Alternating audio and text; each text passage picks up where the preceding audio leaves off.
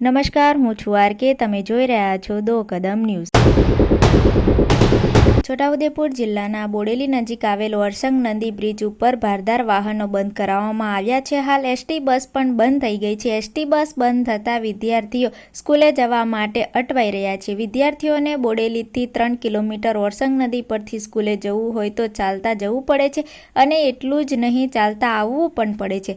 મોડાહાર ચોકડી સુધી મોડાહાર ચોકડી પહોંચ્યા બાદ પણ વિદ્યાર્થીઓને એસટી બસ ના મળતા બાળકો મુશ્કેલીમાં મુકાયા છે. સ્કૂલેથી છૂટ્યા બાદ 2 કલાક બાદ પણ બસની કોઈ સુવિધા ન મળતા તો કેટલાક વિદ્યાર્થીઓ ખાનગી વાહનોમાં પોતાના પૈસે ઘરે જતા તો કેટલાક ચાલતા ઘરે જવા સરકારી બસ પાસ હોવા છતાં મજબૂર બન્યા છે. સરકાર બેટી પઢાવો બેટી બચાવો સૂત્ર તો મસ્ત બનાવ્યું છે, તો બેટીઓનું ભવિષ્ય, તેમની શિક્ષા મુશ્કેલીમાં મુકાઈ છે. શાળા છૂટ્યા બાદ પણ અંધારું થઈ જાય છે. બાળાઓને ઘરે જતા તો એક એસટી બસ તો મૂકો, વિદ્યાર્થીઓ માટે ખબર નથી. તંત્ર વિદ્યાર્થીઓ અટવાઈ રહ્યા છે, જોવે છે કે જોઈને બહેરું નથી થઈ ગયું ને? શું કહે છે સ્કૂલના વિદ્યાર્થીઓ, એ સાંભળીએ.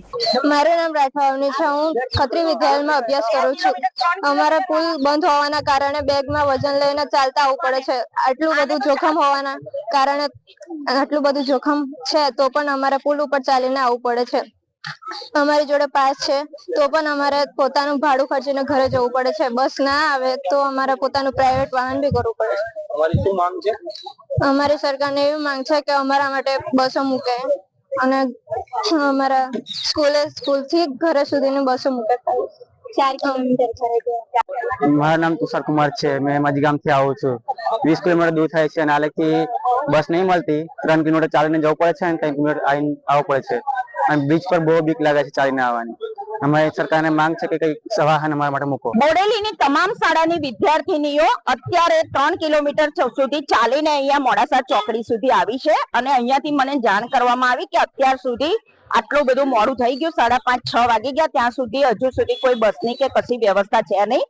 એટલે હું તાત્કાલિક અહીંયા આગળ આવીને વિદ્યાર્થીઓને પૂછ્યું તો એમને એવું કીધું કે અમારી પાસે ગવર્મેન્ટ પાસ છે તો પણ અહીંયા આગળ 3 થી 3 કિલોમીટર અમે ચાલીને સવારે બસ જઈએ છીએ સ્કૂલમાં અને રિટર્ન બી આવીએ છીએ ત્યારે ચાલીને આવીએ છીએ. તો મારું એ બાબતે 5:30-6 વાગી જાય છે ત્યાં સુધી કોઈ ગવર્મેન્ટ બસ કે કોઈ સુવિધા તંત્રએ અહીંયા આગળ રાખી નથી. તો મારે સરકારને આ છોકરીઓ વિદ્યાર્થીઓ વતી એ જ કહેવાનું છે કે આ લોકોની સુવિધા કરે, કારણ કે બેટી બચાવો બેટી પઢાઓના નારા સાથે જો વિદ્યાર્થીઓને બેટીને સુરક્ષિત નહીં હોય, અત્યારે 5:30-6 વાગ્યા જેવું થઈ ગયું છે, અત્યારે અહીંથી એમના ઘરે પહોંચતા 1 કલાક થાય, અંધારું થઈ જાય, એટલે વિદ્યાર્થીનીઓ સેફ નથી. એટલે મારે સરકારને એ જ કહેવું છે કે 5:30 ની આસપાસ આ લોકોને અહીંયા ગાડી બસની સુવિધા કરી આપે. દો કદમ ન્યૂઝ સાથે જોડાયેલા રહેવા માટે સબસ્ક્રાઇબ કરો. ફરી મળીશું નવા સમાચાર સાથે.